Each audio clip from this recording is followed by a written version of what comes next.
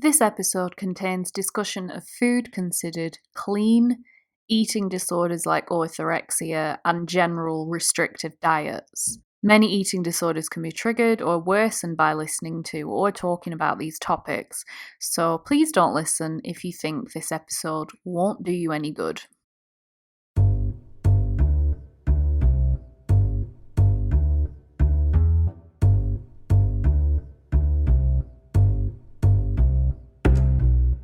Let me get my biases out of the way right at the start here.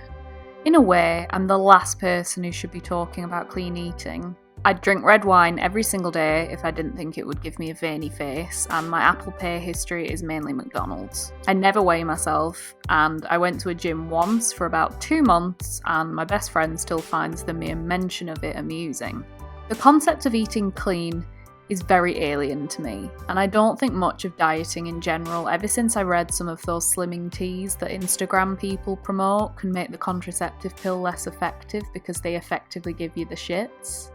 Clean eating is a kind of catch-all term that really consists mainly of no processed foods, whole foods, plant-based foods, lots of fruit and veg, usually vegan, but I'm not going to talk about veganism, and this episode isn't about veganism because it's complex and I don't want to dive into that just yet. I watched a fairly dreary video made by Eating Well magazine which explained the 5 things you should restrict and what you should replace them with if you want to eat clean. Saturated fats like cheese, whole milk and butter are out there to be replaced with unsaturated fats that are found in avocados, nuts and olive oil. The main big bad one is refined grains, including white pasta, rice and flour. They don't suggest cutting alcohol out completely, but they do suggest limiting it to 1 drink a day for women and 2 drinks a day for men. Sure. Processed foods that have a big long list of ingredients are a no-no. In this part, they basically say, make it yourself at home if you insist on eating pizza. Homemade pizza is brilliant, but when white flour and cheese are ruled out, that doesn't make much of a pizza. Cutting down on sugar and eating more fruit and veg is obviously good for you. We've known this for a very long time. But the list of foods which are supposedly bad and wrong in the eyes of the clean eating people seems to change quite regularly. Dietary staples are now heavily criticised if you follow particular people on Instagram. What the fuck could possibly be wrong with something as basic as rice? A huge number of the world's population eats it every single day. Now, I'm not going to debate whether gluten intolerances are legit or not. If you don't want to eat gluten, you shouldn't have to eat gluten. I mean, you're missing out because pasta is perfect in every mood and for every scenario, but that's your life to lead. What I do think is up for debate, however, and what this episode is going to explore, is how mentally healthy all this Instagram-based dietary advice is, and how easily people can get sucked into thinking it's the only way to eat. Can presenting your diet and lifestyle in a particular way, with a particular filter on it, encourage other people to make choices they usually wouldn't, or possibly even shouldn't?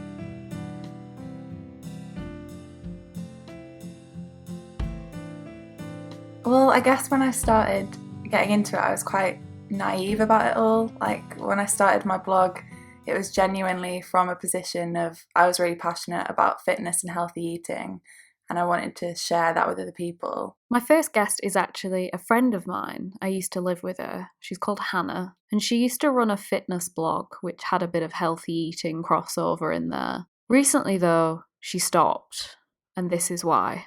The more I got into it and the more I realised you could only really be successful if you adopted a certain kind of lifestyle. So that was being very strict with your food, being very religious with your exercise schedule, looking a certain way. I remember one of my more popular blog posts was I tried to eat clean eating Alice for a week. I kind of wanted to do it in sort of a journalistic sort of Louis Theroux way, I was going to full on adopt this lifestyle for a week and see what happened. Loads of the food I made was disgusting, so I didn't eat it. It was horrible. I was meant to do it for a week. This is how bad I did it for about 5 days, but I did cheat a little bit because I made that weird kidney bean cake.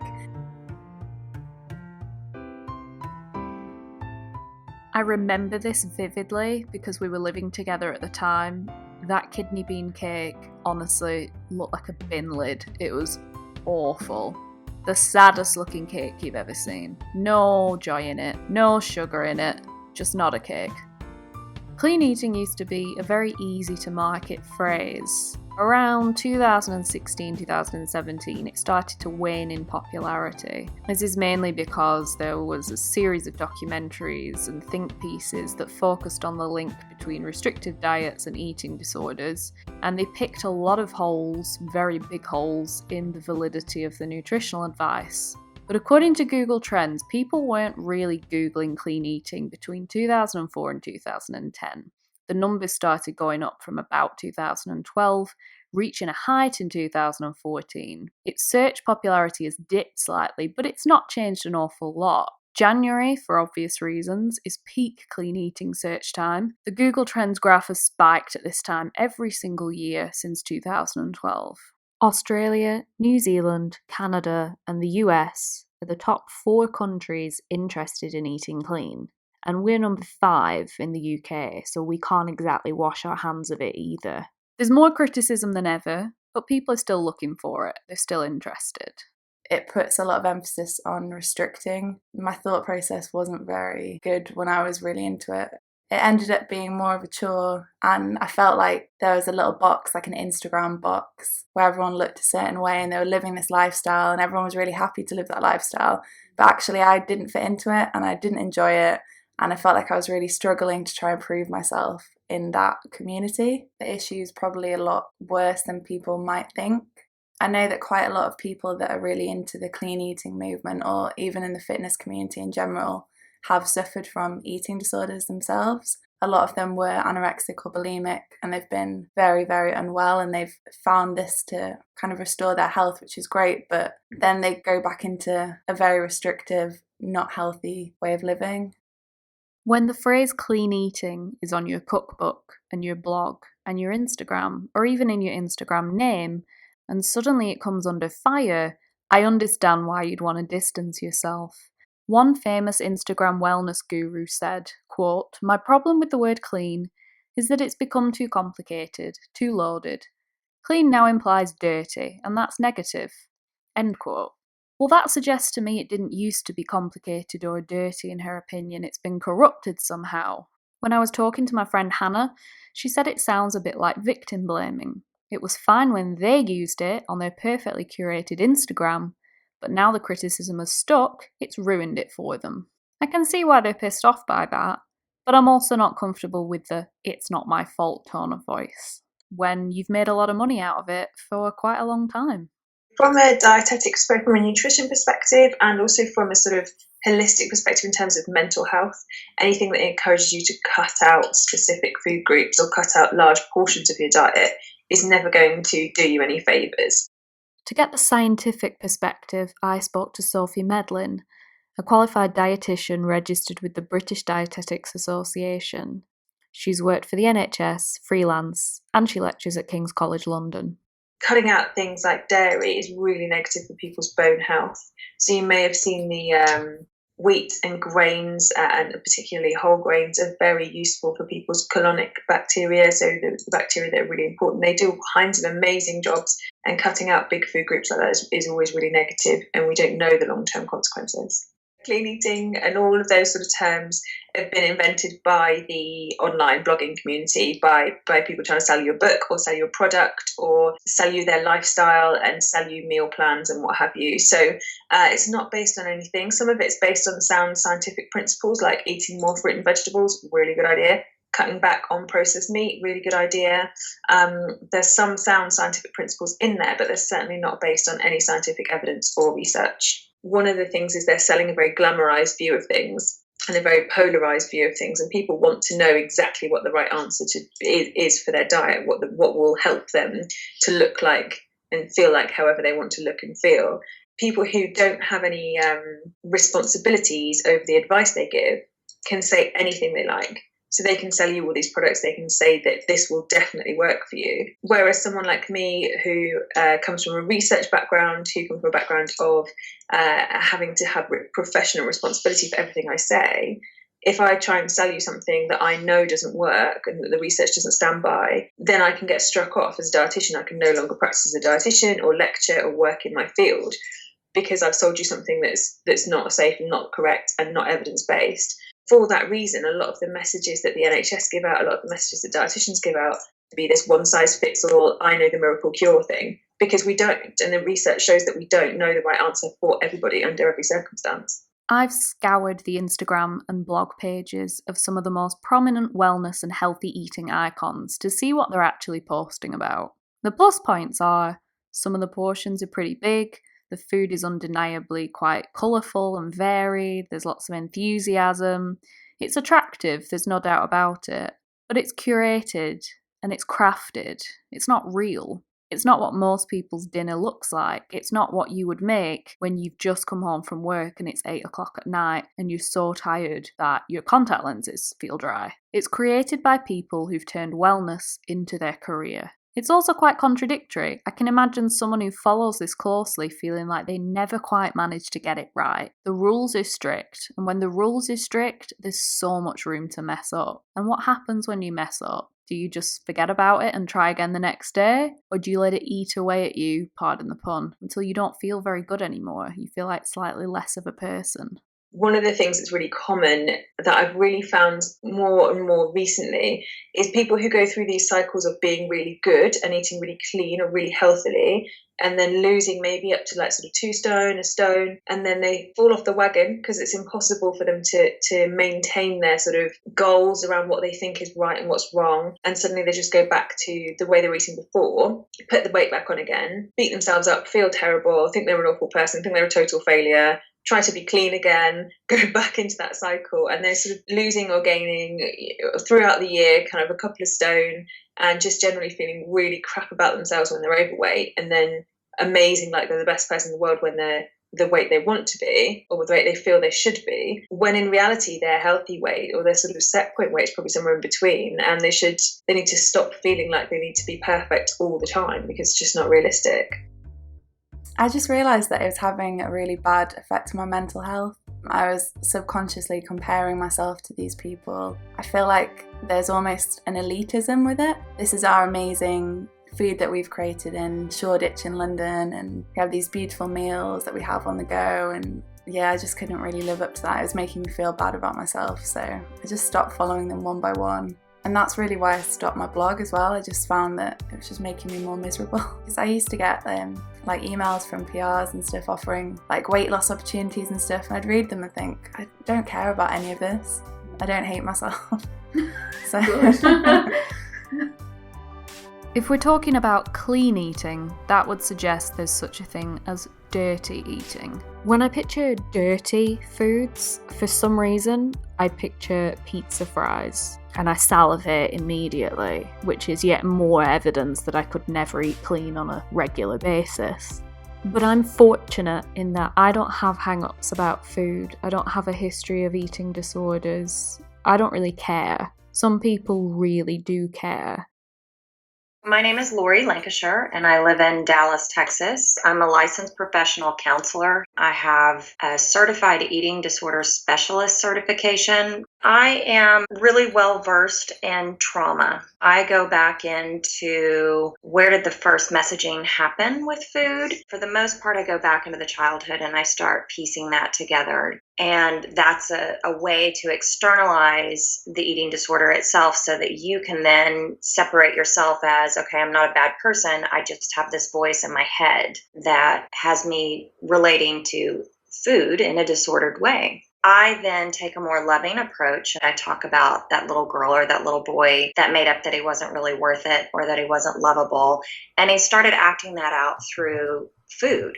Either the restricting of food or the overeating of food. Once the light kind of turns on and they go, I see it, and we start to see the pattern, then we get into self-esteem work, boundary work, living in a moderate way, and we really work to get them attuned to what their own body cues are, because a lot of times those are really silenced when you're dealing with a full-blown eating disorder. In an incredible display of irony, my cat started noisily eating within minutes of me starting this interview. Thankfully, my mic didn't pick it up.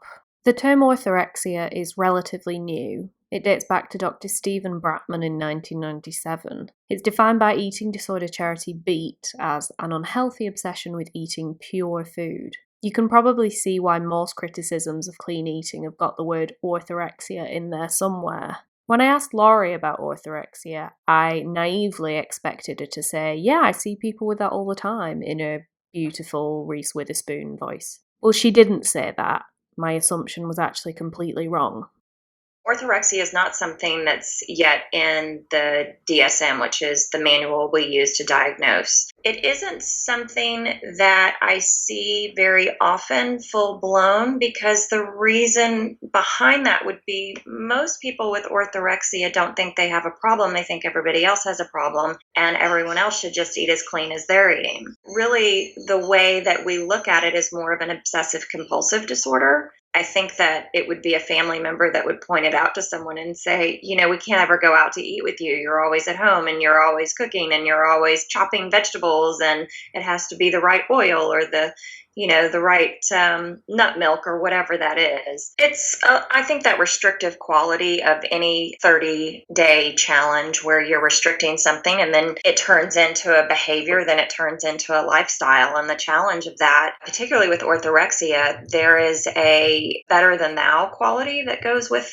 orthorexia that feels really, really good. And if you've got that low self-esteem that's kind of underneath that, driving that, it might be the first time in your life that you've felt some sense of power over your life. And so it can be really intoxicating. Yes, there are medically driven diets that people need to engage in, but that has to be done in such a carefully monitored way, because diets are the springboard to an eating disorder.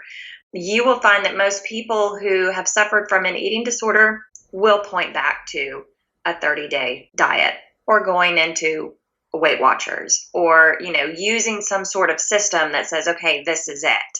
But it just sets people up to binge later because your body gets so out of whack with this feast-famine cycle. You start to get in that cycle of, if only I could just be successful tomorrow, and I'll just have a cheat day today. And that just sets you up for failure, and it sets you up to feel less than, because you're not doing it the way it's supposed to be done. And it's all these shoulds.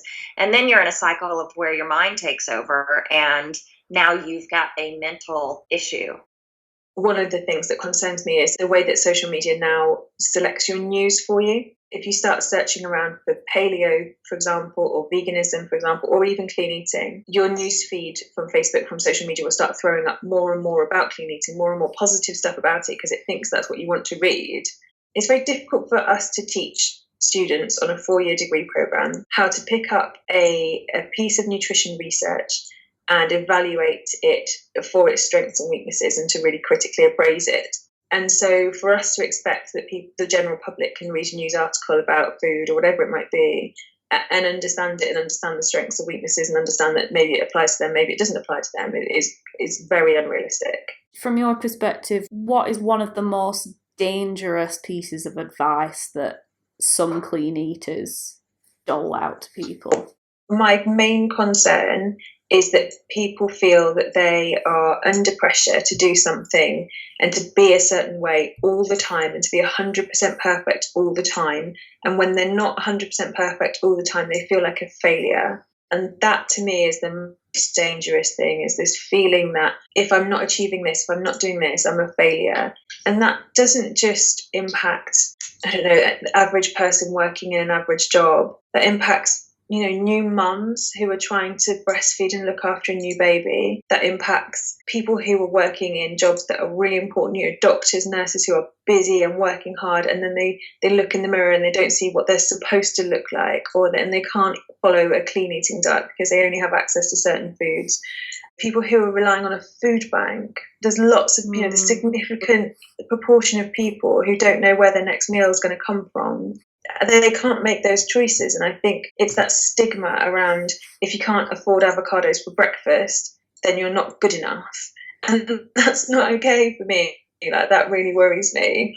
The other issue for me is around plant-based milks and the demonisation of dairy, particularly amongst this age group. So if you think about the target age group of a lot of these blogs, a lot of these Instagram posts and things like that, you have until the age of 30 to make your bones as dense as possible. And after that, you're literally going downhill. So your bones are then, for the rest of your life, used as like a store for minerals for your body. If you don't make the most of that window in terms of your bone health, making sure you get plenty of calcium every single day, your bones will never reach their peak bone mass. So your bones will never be as strong as they can be by the time you're 30. It's literally knocking on the door of so many girls who have cut out dairy because it's trendy. That's been promoted by bloggers, that's been promoted by, plant-based milk companies, that's been promoted by lots of people without conscience of that long-term impact of that. Clean eating has become an industry, almost entirely thanks to social media. Sophie's right when she says you just can't trust an Instagrammer in the same way you can trust a nutritionist with professional responsibility. But that doesn't matter on Instagram. Qualifications don't matter. It's an aesthetic platform where people can get a taste of something really quickly. The NHS's official advice can't compete with that speed and accessibility. I wanted to find out more about the social media influencers who make a living out of clean eating. Like I said before, a lot of people have dropped the word clean like a sack of shit. My Googling showed me there are actually lots of fitness and wellness bloggers who still use it. None of them agreed to talk to me though. Some of the people I emailed, and there were a lot of people, seemed keen and then just wouldn't commit to a date and time, and it might be because they're busy, but I have been accused of being too direct by employers, ex-boyfriends, and the odd friend, so that could be it. Anyway, it all worked out for the best because I changed tact and started emailing the social media influencer agencies of the world. The agencies that use social media presences and figures to generate content and interest for brands. That's how I met a guy called Tas. Tas Labazinski is a co-founder and head of strategy at Socially Powerful, a global influencer marketing agency based in London. I went into the whole social media space way before money was any consideration. True success to me is the value that you bring to your audience. So authenticity. We have 24 hours in a day. We have to sleep and rest. Like, what do we pay attention to truly? And we're being pulled in a lot of directions, and that's only going to increase. So the end consumer or the audience is going to make choices, and they're going to choose those that bring the most value. So to me, the way I define success and who I will follow and pay attention to are going to be those that are going to be valuable to me. The control of distribution, and if you had talent, you could sing, you could act, you were reliant on a select few to give you a shot because they had access. Now anyone with a phone can reach everyone. We're living through this real interesting kind of shift, and it's not digital versus real. If you want to connect, it's about the human. The fact that more people are sharing and technology has made it possible for more heads to collide would indicate why, there are more trends, more people are aware of more things. When technology didn't exist for people to share and connect in that way, evidently those conversations people didn't know what clean eating was. They just ate the way they were taught to by their parents that they had exposure to. But suddenly someone that they look up to, they're connected with, introduces them to, hey, if you want abs like mine, try intermittent fasting. And I actually tried it as part of what I was doing, and I saw the results on the outside and did feel energized and stuff. Fortunately, I overdid it with the coffee, became too stressed. Tas is currently fighting off leukemia. That's what all the background noise is. He was in hospital when we talked. And his social media presence has become radically honest and candid. It's a world away from how many clean eaters use Instagram, but it's still infectiously positive and motivating. Tas told me all about what his lifestyle used to look like. He got into bodybuilding stuff, and then he discovered intermittent fasting, too much coffee, too much pressure, and eventually crashed. I am especially the way I look now. I'm on quite high doses of steroids and retaining a lot of water, and they make you very hungry. So I'm at about 108 kilo, the biggest I've ever been. My whole body composition has changed totally from what it was before. My body fat really kind of flew off, and having that much coffee in your system affected my sleep and my recovery. And in my deluded mind, I thought, I'm just being more productive and I can do it. And then I looked in the mirror and I was like, I can see my abs. I look all right. And as long as I go to the gym and I push myself and I sweat, I'm healthy. I wouldn't be able to perform like this if I wasn't. Let's just keep going. The only thing I did notice was my constant stress level. I would forget what I would be talking about mid-sentence. I would constantly lose my train of thought. And I could recover. I developed coping strategies. You know that feeling you get when you're about to walk into a presentation and you've got the butterflies? Well, that feeling no longer went away. Here's a big thing I learned, I think. It's almost healthier for you to have a glass of wine, enjoy yourself, have a relationship with your food, have some chocolate. Yes, you're putting stuff into your system that isn't that good, but if your body has enough time and you get pleasure out of it and you're with people that you like and your stress level isn't that high, your body can detox that better than if it becomes this obsession. When you're obsessed with achieving a goal and you're constantly stressed, you could be putting good stuff in your body, but that constant stress and lack of sleep, lack of time for your body to repair, that is worse, even if the ingredients going in are better. And I think if you do that over time, it'll run you down. To be loved, you don't need to be that kind of, hey, I'm an alpha and I've got abs and admire me and I'm gonna, I'm experiencing that. And cancer is like the ultimate slap in the face. Like, it's the least sexy disease. At the beginning, I was like, oh my God, me?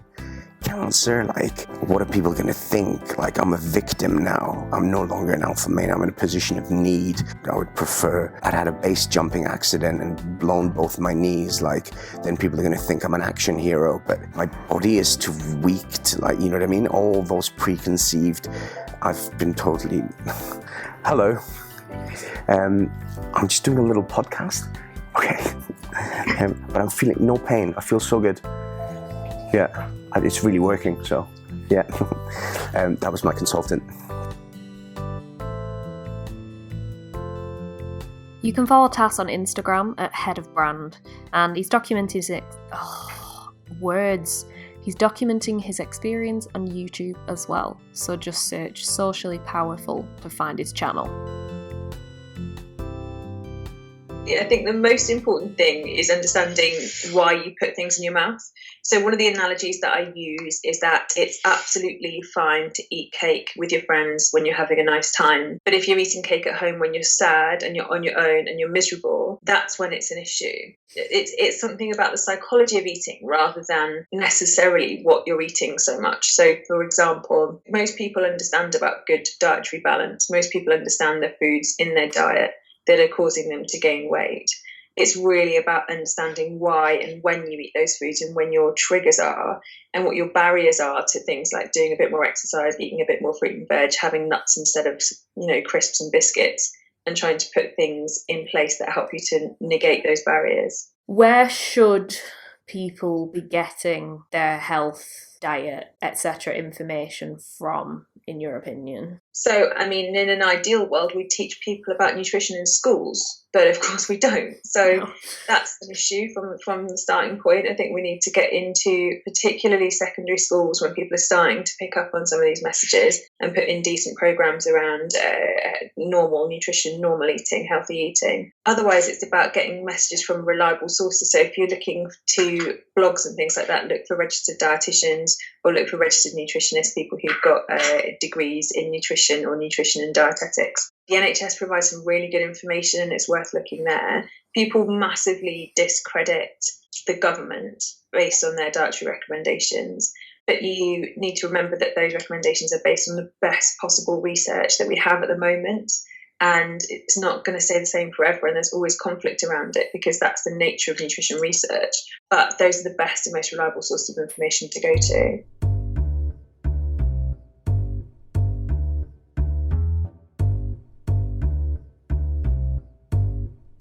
Out of the 36 million clean eating related posts on Instagram, let's remove the people who make a living out of it. What about the people who have genuinely made their lunch, taken a photo, put a filter on it, and hashtagged it with clean eating? What does the phrase mean to them?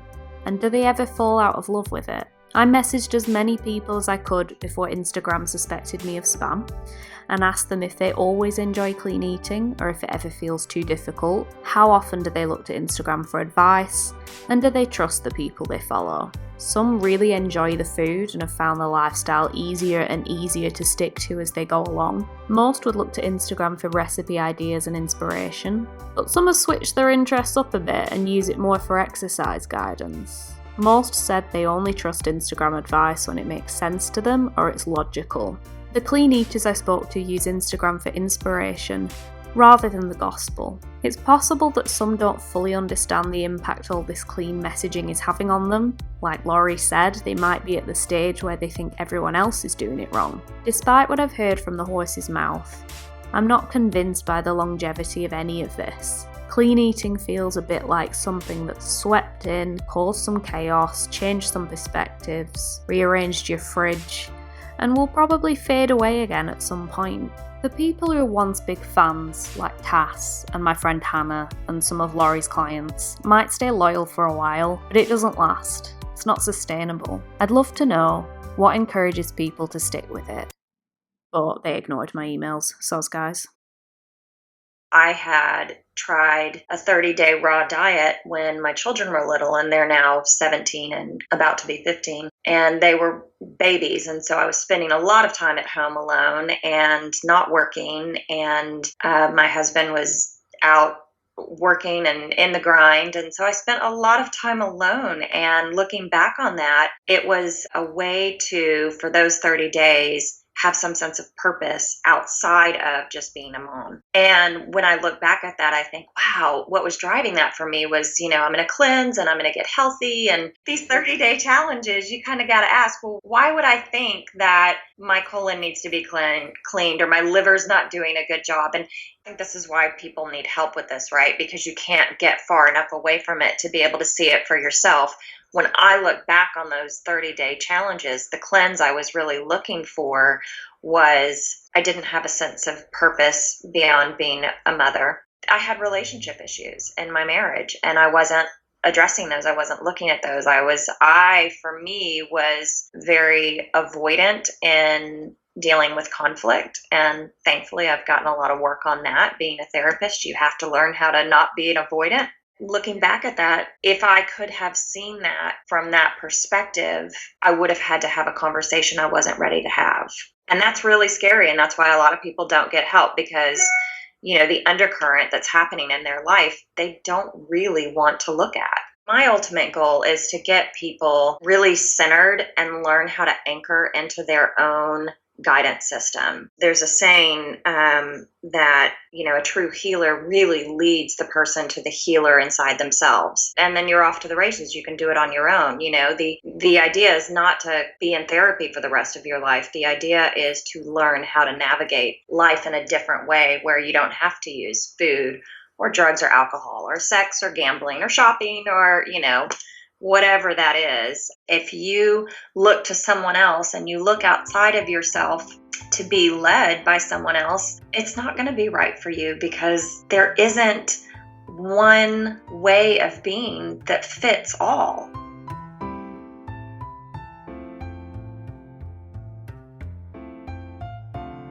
Something actually happened in my own life while I was making this episode, which made me think about clean eating slightly differently. I've had a really stressful couple of months for various reasons, which is partly why this episode is about 3 weeks late. And I started feeling quite down and alone, which isn't very healthy when you're stuck in a flat on your own. So I went home to stay with my mum for a bit to work in peace and take some pressure off myself. It's not been a great period in terms of mental health, but I'm doing fine now. And this will sound a bit mad to people who take care of themselves automatically, but I'm not great at it. At my worst, I was eating 1 meal a day because my appetite had shrunk so much I just couldn't really stomach anything. So my mum's kitchen could be described as fairly clean. There's the odd ready meal, but on the whole it's very green and healthy, far healthier than mine ever is. I started snacking on fruit and eating full meals and stopped drinking in the week. I'm going for walks. I briefly thought about going running, but I'll probably regret that after 7 seconds. And also, if I ever start talking about half marathons, I expect all my friends to just cut me off. I didn't feel remotely smug or moral.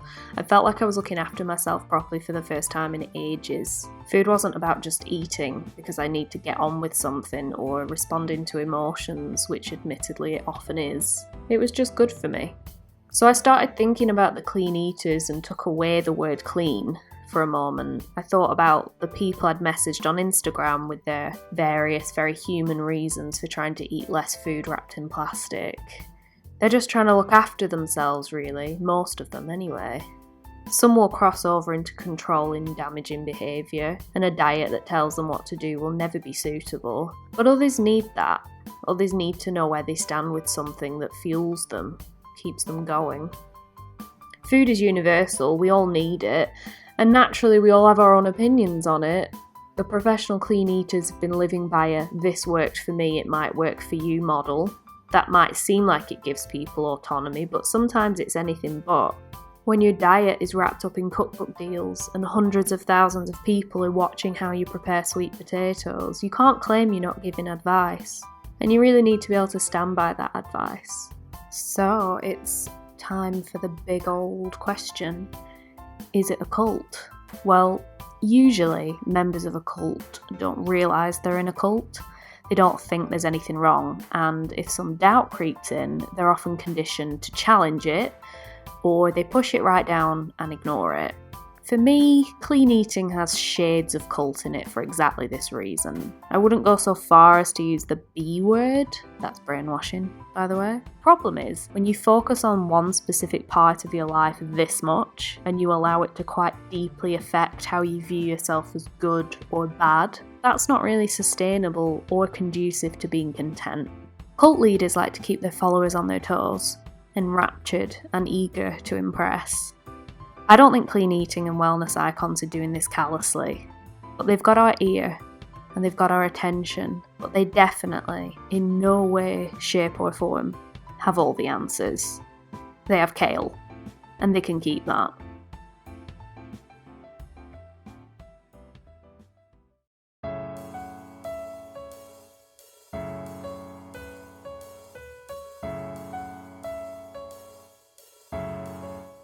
That's a Cult is written and produced by me, Helen McCarthy. You can follow me on Twitter at Helen L. McCarthy, and you can follow this podcast at That's a Cult. You can find all the sources I've used for each episode at thatsacult.com, so you can do your own reading and research. Thanks to my interviewees, Hannah Gilroy, Sophie Medlin, Laurie Lancashire, love that name, and Tass Labazinski. All their details are in the episode description. The music in this episode was produced by Antti Luodi. He's made over 1,000 pieces of his music free for people to use, royalty free, as long as you credit him. His details are in the description too. If you use his music for your own projects, make sure you credit him, and ideally, if you can, give to his PayPal. If you want me to investigate a specific community or potential cult, email your suggestions to thatsacult@gmail.com. I've been getting lots of tips, so thank you for those, and please keep them coming because they go in a big long list. Your suggestions don't have to be entirely internet based, just niche and compelling and enjoyably weird. Thanks for listening.